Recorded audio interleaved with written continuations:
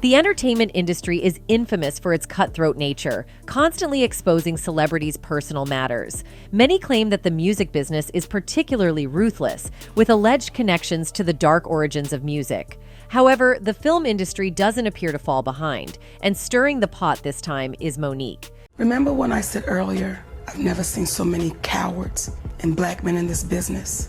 I would have to put my brother Tyler Perry. She's evidently on a mission to spill the tea, and her target this time is none other than Tyler Perry. Rumor has it she's about to dish on why Tyler Perry might surpass Diddy in the dirty laundry department. Now that's some serious tea brewing. We are all familiar with the wild stories about Diddy and the allegations surrounding his actions towards women. Now, if someone is throwing shade and implying that the beloved filmmaker and producer Tyler Perry might outdo Diddy in that department, that's pretty intense, right? Anyway, if you're curious about the nitty-gritty details and how Tyler Perry manages to top Diddy, hang tight because this is going to be mind-blowing. A few months ago, Monique took the stage at the Apollo Theater and unleashed her thoughts on Tyler Perry, director Lee Daniels, and Oprah Winfrey. She accused them of essentially blackballing her from Hollywood. The Oscar-winning actress, during her comedy routine, got real about the strained relationships with Perry, Daniels, and Winfrey. If you recall her role in Daniels' 2010 film Precious, since then, she claims to have only been in 4 films, attributing it to what she describes as their whiteballing. Back in 2015, she initially revealed being blackballed by this trio. Daniels, in response, told The Hollywood Reporter that Monique is a creative force to be reckoned with. Her demands through Precious were not always in line with the campaign. This soured her relationship with the Hollywood community, the filmmaker said. "I consider her a friend. I have and will always think of her for parts that we can collaborate on." However, the consensus among the creative teams and powers thus far were to go another way with these roles. Monique continued to spill more tea during her Apollo set, expressing that, in her perspective, the term blackballed doesn't quite encapsulate the situation as she sees it. What is that black D connected to? That black man? So no, I was not blackballed. I was whiteballed by some black D who have no balls. Thank you, Mr. Lee Daniels. Thank you, Mr. Tyler Perry. Thank you, Miss Oprah Winfrey, she said. See, I know they like to say, Monique, you talk too MF much. It would kill me not to say the real shit. You are not paying me equally. You are not treating me fairly, so you can suck my D if I had one. For context, back in 2009, Monique had a plan to embark on a press tour for the movie Precious, co-produced by Oprah and Tyler Perry. The intention was to capitalize on the wave of her Oscar nomination buzz. However, the kicker was that they weren't planning to pay her for the tour, and she was already exhausted from filming. Facing this situation, Monique made the decision to skip the tour and take a much-needed break with her family.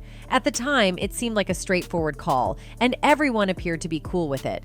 I said, Oprah, I'm doing a talk show, I'm doing a comedy tour, I have a husband and I have babies, I have a little bit of downtime and I'm going to take advantage of it. So I'm not going anywhere because I'm not obligated to go anywhere. I've done my part, Monique recalled. So we mutually agreed to disagree. That was it. Next thing I know, I am considered difficult and hard to work with. Fast forward a few weeks, and suddenly media stories started popping up, portraying Monique as difficult to work with. All of a sudden, despite winning an Oscar for her role in Precious, no one seemed interested in casting her. Imagine witnessing all your hard work going down the drain. Monique began connecting the dots, realizing that someone was deliberately working against her. In a recent chat with The Hollywood Reporter, she revealed that Precious director Lee Daniels admitted she was blackballed for not playing the game. Monique even called out Oprah and Tyler Perry, asking for an apology that is still MIA. She said, if you don't want me to have your brother on the show, I will cancel the show. No show will happen, but I wanted to call you up. After the press tour debacle, Monique revealed on Comedy Central about Oprah inviting Monique's brother Gerald and her parents to her show. The backstory is that Monique's brother had sexually assaulted her when she was between the ages of 7 and 11, a matter she had been open about in a 2008 interview with Essence. Monique had confided in Oprah about her strained relationship with her parents due to the assault, and Oprah appeared to be understanding. Monique mentioned that she was okay with Oprah inviting Gerald but didn't want to be a part of it. However, during the taping, Monique was blindsided by seeing commercials featuring her family. Oprah had seemingly gone back on her word, pretending to be caring. Monique demanded an apology, but Oprah offered nothing. No private apology, no public apology, Nothing. As of today, Monique is still waiting for that apology. The fact that Oprah and Tyler Perry are buddies doesn't make the situation any better. Opinions are divided. Some believe she's just stirring up drama, while others think Perry and the gang owe her an apology. Monique undeniably has significant issues with Tyler, and she's not mincing her words. There's a rumor circulating that she's set on revealing all of his secrets. Given her extensive experience in the industry, it's not surprising that she might have some inside information. Let's dive into this juicy drama, shall we? Tyler Perry undeniably made a significant impact, rising to prominence in the Atlanta theater scene and achieving box office success with his Madea series. However, Perry's journey has not been without controversy. There are rumors suggesting that Perry's ego expanded to the point of clashing with even influential figures like Oprah. In the competitive world of Hollywood, advancement often comes with challenges and sometimes involves questionable tactics. And it seems that Tyler Perry may not be an exception to this trend. When I'm hearing all this noise, man, it was crazy because there were no black people on television. Before diversity became a thing, Tyler Perry was the only one out there for a long time. After finding success at the box office, Tyler Perry expanded into television with his well-received sitcom House of Pain. However, when negotiations for a lucrative syndication deal and a spin-off series called Meet the Browns were underway, a controversy emerged. According to Deadline, Perry reportedly fired 4 writers who had sought union contracts, leading to a contentious situation in the industry. Writer Terry Jackson told the Deadline, "We were good enough to create over 100 episodes, but now when it comes to reaping the benefits of the show being syndicated and having other spin-offs from it, he decides to let us go unless we accept a horrible offer." In response to the writers' room dispute, Tyler Perry took matters into his own hands, asserting that he personally writes everything. However, his issues with unions went beyond the writers' room. In 2015, actor unions SAG-AFTRA and Actors Equity took action by prohibiting their members from participating in Perry's stage play, Madea on the Run, because of his production company's refusal to sign union contracts. While Perry may be driven by a focus on maximizing profits, his methods have not received unanimous approval from everyone in the industry. There's a camera on you, baby. There's a camera on me right now? Back behind you. Oh, hello, praise the Lord. We'd like to tell everybody in Dallas that we are on our way. Thank you. In the wake of the success of House of Pain and Meet the Browns, African-American journalist and cultural critic Jamilah Lemieux penned an open letter to Tyler Perry, which was published by NPR. In her letter, Lemieux expressed her discomfort with Perry's use of stereotypes in his work. She wrote, "Through her, the country has laughed at one of the most important members of the Black community, Mother Dear, the beloved matriarch. I just can't quite get with seeing Mother Dear played by a 6'3" man with prosthetic breasts flopping in the wind. Our mothers and grandmothers deserve much more than that. Heck, our fathers and grandfathers deserve more. Mr. Perry, you have told the Hollywood old guard to kiss your backside, and I appreciate that, brother. But many Black folks have expressed some of the very same attitudes about your work that white critics have." Acclaimed film director Spike Lee is among the notable figures who have criticized Tyler Perry for his use of stereotypical characters in his work. Lee is well known for openly addressing and expressing concerns about this issue with Perry's portrayals in his films and productions. But I still think a lot of stuff that's on today is coonery and buffoonery. And I know it's making a lot of money. Spike Lee went on to suggest that, in his view, due to movies featuring stereotypical characters, individuals like Tyler Perry were breaking records. Lee expressed the opinion that the industry could strive for improvement by steering clear of biased and nonsensical movies that feature designated one-dimensional characters. Breaking records, but we could do better. Tyler Perry's approach to casting and character portrayal has become a topic of discussion among viewers, sparking conversations about his business strategy. Some individuals argue that Perry tends to cast dark-skinned actors in villainous roles while portraying lighter-skinned individuals as heroes in his movies and shows. This perception has generated discussion and debate within his audience regarding representation and stereotypes in his storytelling. Pitiful Black woman being abused by a no-good, dark-skinned man, and then saved and rescued by the perfect light-skinned man. During an event, Chris Rock highlighted a recurring theme in Tyler Perry's movies, noting the limited portrayal of kind and respectful black-skinned boyfriends in Perry's films. Rock supported his statement by referencing Tupac Shakur, suggesting that Perry's films could benefit from offering a broader range of character representation, including more diverse and positive depictions of black men. He said, Tupac might be a political leader if he was alive, but then again, Tupac might be in a Tyler Perry movie right now, so you don't know. Tupac might be the bad, dark-skinned boyfriend in the Tyler Perry movie. Chris Rock's point emphasized that Tupac was a highly renowned and popular rapper during his time. Rock expressed the belief that if Tupac were given the opportunity to appear in a Tyler Perry movie, there would be a minimal chance that he would be cast as a heroic character based on Perry's typical casting patterns. This observation by Rock underscores the critique of limited character diversity in Perry's films, particularly concerning the representation of black men. He further went on saying, "I would hope he's a senator, but he might be kicking Jill Scott down a flight of stairs. In Tyler Perry movies, there's always okay." Chris Rock and Spike Lee share a perspective that underscores concerns about certain prominent movies potentially attaining success due to what they perceive as biased casting and storytelling choices made by Tyler Perry. Both Rock and Lee have criticized the impact of such ideologies on the film industry. You know, are we going back to Mantan Moreland and sleep and eat? Yet, if those films, I mean, we're talking about Tyler Perry. Delving further into the entertainment industry, it becomes apparent that colorism is a familiar issue within this domain. Hollywood in recent times has come under significant criticism, often propelled by media campaigns featuring hashtags that swiftly disseminate from Twitter to television news. It could be contended that Harvey Weinstein, a convicted sex offender, was among the initial high-profile figures to draw negative attention to the industry. In 2017, a plethora of sexual abuse allegations surfaced, laying bare the darker facets of Hollywood's culture. There's a new documentary that is all about the dark side of Hollywood and how some power players allegedly use their positions to prey on young, aspiring actors. In the aftermath of the #Me Too movement controversy, Hollywood was rocked by numerous scandals. Among these, comedian Kevin Hart resigned as the Oscars host in 2019 following the re-emergence of past homophobic tweets. Simultaneously, the #Oscars So White campaign called for enhanced diversity in the Oscars and greater acknowledgement of individuals from marginalized communities.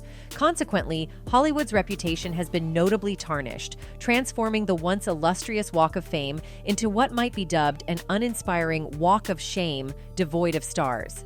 Kevin Hart has stepped down from hosting this year's Oscars. He put out a statement on Twitter tonight saying, "I have made the choice to step down from..." On a February afternoon in 1940s, America, actress Hattie McDaniel accomplished a historic feat by clinching the Oscar for Best Supporting Actress in the 1940 film Gone with the Wind. Her win was monumental, making her the first African American to receive this esteemed film award. However, the celebration of her victory was bittersweet as the stark reality unfolded that she would be segregated from the rest of the attendees at an Oscars ceremony that effectively operated as a whites-only event. Instead of being a joyous celebration, this event was marked more by segregation than jubilation, underscoring the racial challenges pervasive in that era. I sincerely hope I shall always be a credit to my race and to the motion picture industry. My heart is too full to tell you just how I feel. 80 years later, the film industry continues to grapple with a persistent form of discrimination, despite some strides towards increased diversity. The 2020 Oscars ceremony was marred by racial controversies, a sadly familiar narrative for both viewers and industry participants. Notable snubs, such as the omission of Lupita Nyong'o for her outstanding performance in the 2019 film Us, serve as poignant examples of this ongoing issue. And the Oscar goes to Lupita Nyong'o.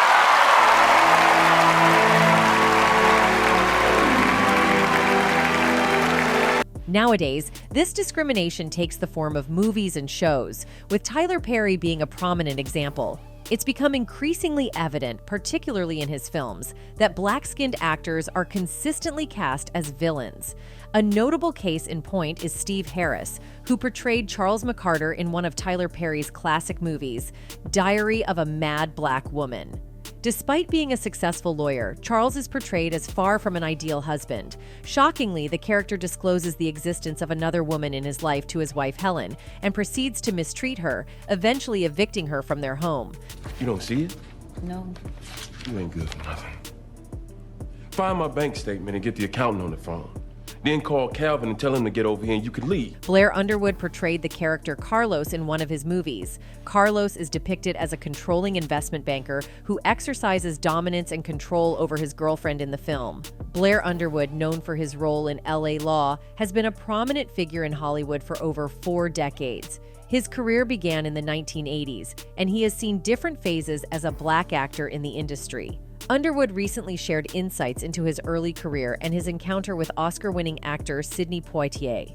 And of course, this is what the kids are now calling a classic movie. Black classic movie. Isn't that cute? Isn't that cute? I heard that. I like that. A classic movie. A classic. Okay. During the 1980s, the representation of black faces on screen was rare, and the roles available were often limited and stereotypical, which didn't provide much variety for black TV viewers.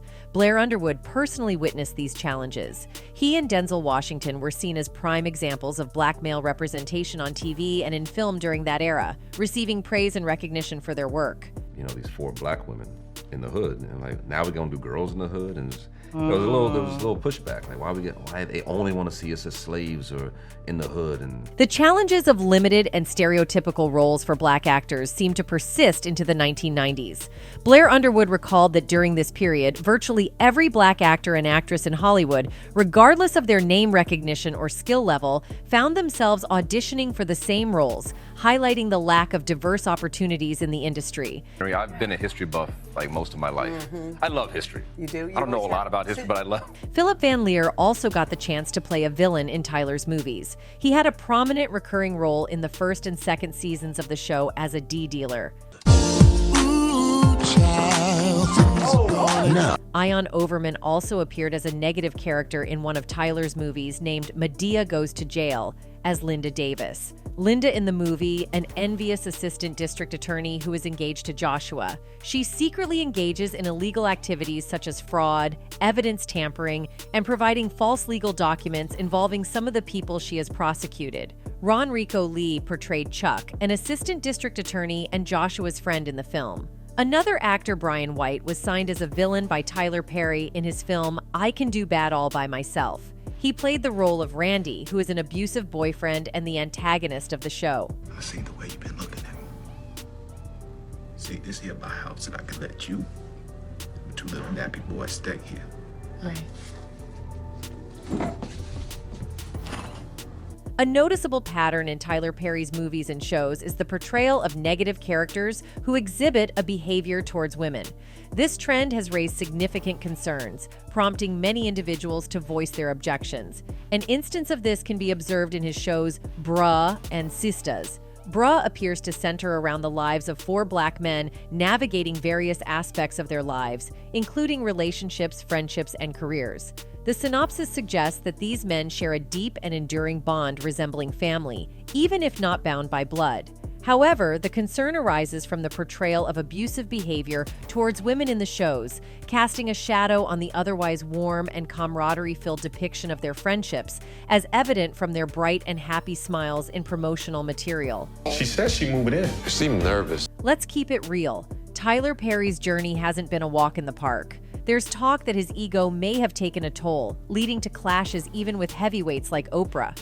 In Hollywood, it's often said that you need to play a few questionable cards to make it big, and Tyler Perry seems to be familiar with that drill. After finding success at the box office, Perry transitioned to TV with the hit sitcom House of Pain. However, when it came to securing a lucrative syndication deal and a spin-off named Meet the Browns, things took a messy turn. According to reports, Perry let go of 4 writers who were pushing for union contracts, causing quite a stir in the industry. We're asking all those who had planned to attend the opening of Tyler Perry's new studio not to cross our picket line, said writer Christopher Moore. It's very disheartening considering that this is a studio run by African Americans. What Tyler Perry is essentially saying to us is that you're black, and there's not a lot of opportunities for you, so you'll take what I give you, whether it's fair or not. Sistas seems to center around the lives of 4 independent black women. The tagline, single but never solo, hints at a potential exploration of their experiences, navigating the complexities of singlehood. Although the synopsis doesn't delve into their friendships or careers, the promotional image showcases individual pictures of the 4 women rather than portraying them together. The commonality among them appears to be their shared status as single women, suggesting that the series may delve into their unique journeys in the dating world and beyond. Look at me. You want me? Look at me. I'm looking. Karen, I don't love you no more. I don't want to be with you no more. Criticism for colorism has been directed towards Tyler Perry's film A Fall from Grace. The movie narrates the journey of Grace Waters, played by Crystal Foxx, as she embarks on a quest for love following a distressing experience with her ex-husband's infidelity. However, as she becomes more entangled with her new husband, portrayed by Mehcad Brooks, she unravels sinister secrets about him. Grace's vulnerability takes a dark twist, resulting in her facing accusations of murder and fraud, ultimately leading to her incarceration. Through its exploration of themes like love, betrayal, and the repercussions of one's actions, the film has faced criticism related to colorism. When you wake up, you don't know that today will be the day. Tyler Perry's movies, including Acrimony, often generate discussions and debates on social media platforms like Twitter. Some viewers criticize Perry for repeatedly portraying the trauma that Black women experience at the hands of men in his films, while others argue that he is shedding light on real-life issues that many Black women can relate to.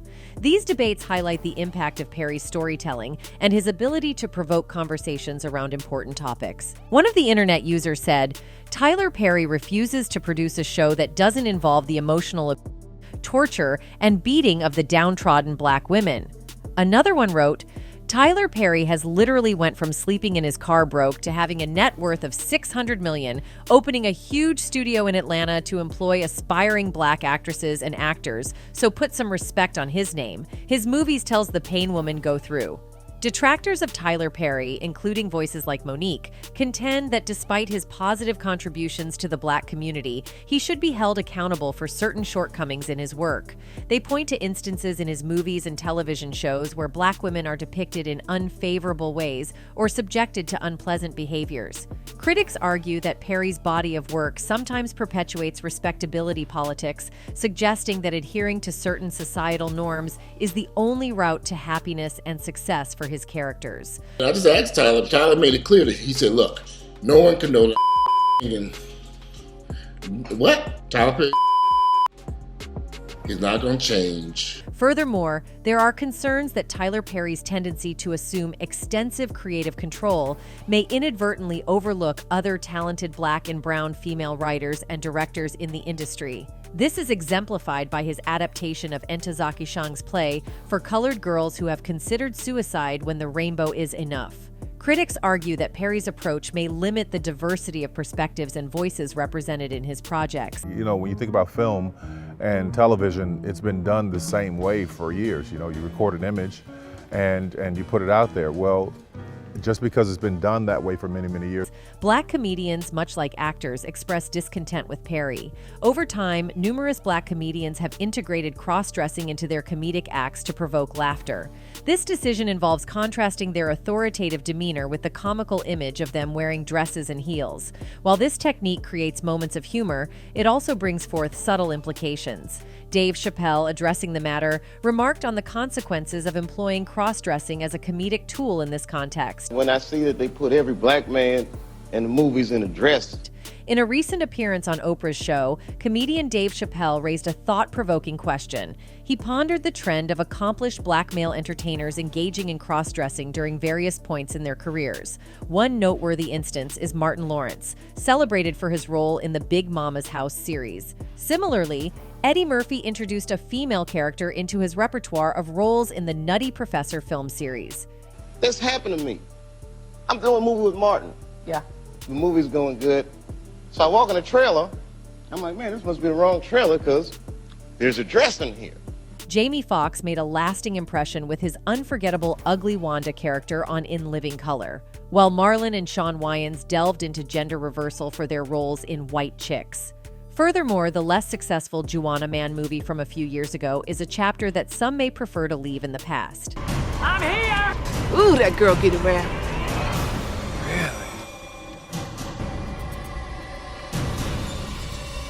Just you and me, right? Among these examples, one figure emerges as the most prominent cross-dresser in contemporary entertainment, Tyler Perry.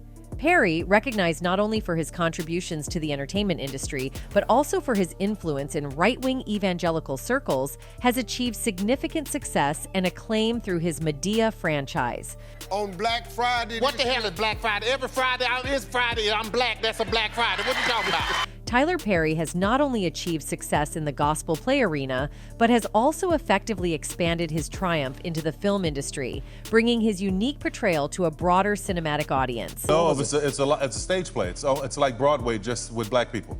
Remarkably, Tyler Perry's latest book, Don't Make a Black Woman Take Off Her Earrings, even secured a spot on the prestigious New York Times bestsellers list. This raises an intriguing question. What lies beneath this phenomenon? Why do these artists choose to engage in acts that may appear to challenge traditional masculinity? And why does the audience enthusiastically embrace the spectacle of black men in such situations?